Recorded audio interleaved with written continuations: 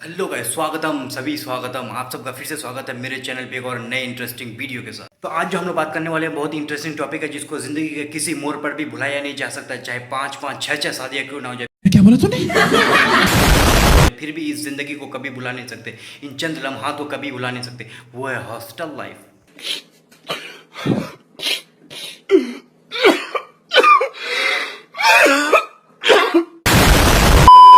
और ये हमारी जिंदगी का एक ऐसा खास और अहम हिस्सा है जिसको हम लोग जिंदगी भर तक भूल नहीं सकते। 1 मिनट के लिए हम अपना सुहागरात भी भूल जाएंगे, लेकिन हॉस्टल की बातें कभी नहीं भूल सकते।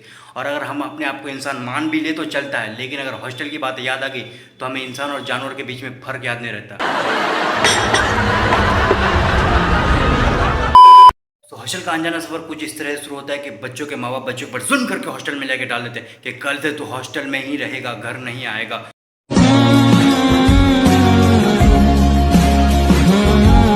जो कि बिल्कुल गलत बात है, बहुत गलत बात है। ऐसा मैं नहीं कह रहा हूँ, बच्चे कहते हैं। और वो बेचारा 10-12 साल का लौंडा शुरू में अपने आप को इतना अकेला महसूस करता है जैसे कि 5 दिन के बच्चों को अपने माँ के दूध से अलग कर दिया गया हो। उसके बाद उस मासूम से बेचारे के ऊपर हॉस्टल के रूल्स और रेगुलेशंस बताए जाते हैं, थोपे जाते हैं, जिसके बाद वो बच्चा भी सोचता होगा कि इससे अच्छा तो जेल ही है, कम से कम वहाँ पे शांति से तो रहा जाता बिना पैसों का। यहाँ पे पैसा ही भरो, ऊपर से लोग रूल्स और रेगुलेशंस भी फॉलो करो। अजब हाल है भाई। ये भगवान क्या जुल्म है। और ऊपर से हॉस्टल के खाने और वो दाल, जो दाल कम पानी ज़्यादा लगते हैं, और हॉस्टल की सब्जी में मिली हुई कीड़े। अब तो लगता है कि हॉस्टल वाले कीड़ों के भी खेती करने लगे हैं, सब्जी में मिलावट करने के लिए, सब्जी का टेस्ट बढ़ाने के लिए। और भाई साहब ऊपर से हॉस्टल में सीनियर्स की रैगिंग, जो कि अलग गजब लेवल की होती है। चड्डी में खड़ा कर देते लौंडों को, पता नहीं चड्डी में खड़ा करके क्या समझ में आता है। पता नहीं, कभी कभी मुझे लगता है कि सबके सब लौंडे गे होते हैं क्या, सीनियर जो चड्डी में खड़ा कर देते हैं लौंडों को। लड़कियां होती तब भी कोई बात समझ में आता कि चलो कोई बात नहीं लड़कियां, लेकिन लड़कों को चड्डियों में खड़ा कर क्या क्या क्या जिताना चाहते हैं वो। ऊपर से इनको बोले अलग लेवल का थ्रिल मिलता है। अजी कोई थ्रिल कुछ नहीं मिलता। हवस के पुजारी हैं सब, हवस के पुजारी, हवस के पीछे भागते हैं सब। और इन सीनियर्स का अगर बस चले ना तो ये जूनियर्स की भी मार ले भाई साहब।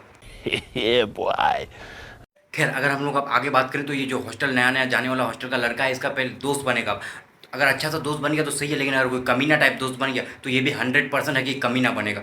हो सकता है उससे बड़ा कमीना बन जाए और वाट लगा देगा पूरा हॉस्टल। यार का नेम चले बेबी गैल में।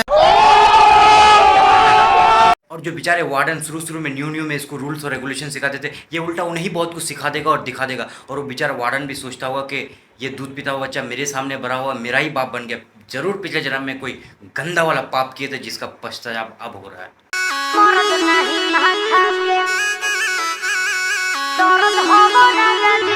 वो कहते हैं ना कि कभी भी किसी को इमारत के छोटे से बाथरूम का छोटा सा साबुन नहीं कहना चाहिए। क्या बोला तूने? किसी को भी अंडर एस्टिमेट नहीं करना चाहिए, क्योंकि आपको पता भी नहीं चलेगा कौन किधर से कहाँ से आपके पीछे से आके मार ले। क्योंकि यही इमारत का छोटा सा बाथरूम का छोटा सा साबुन बाथरूम के बाद आप यूज़ करते हैं। क्या बात है सर, क्या बात है सर। और भाई साहब, जब भी कोई भी बच्चा न्यू हॉस्टल में आता है तो इतना मोटिवेट होकर आता है, हर वक्त पढ़ने बैठता है। हर वक्त ऐसा लगता है कि आईएएस और आईपीएस का एग्जाम उसके लिए टुच्ची है, टुच्ची 2-3 दिन का निकाल के पास हो रहे तो वो एकदम पूरा आईएएस आईपीएस बन जाएगा। लेकिन जब पुराना होता जाता है पढ़ाई का, और उसका 36 का आंकड़ा बन जाता है। एक डायलॉग है ना, बकचोदी करे रात भर, पढ़ाई करे झाट भर। वैसे हमारी हॉस्टल के लड़के इतने कमीना और इतना हरामीपंदी करते हैं कि स्कूल वाला मजबूर होकर अपने आप को पार्लियामेंट समझकर, और हमारे टीचर्स अपने आप को एमपी समझकर नए नए रूल्स बनाते हैं हॉस्टल के लड़कों को काबू करने के लिए। लेकिन हमारे लड़के भी 1-2 दिन के अंदर साबित कर देते हैं, सारे रूल्स को तोड़कर उनको मुखिया बनने के काबिल नहीं छोड़ते हैं।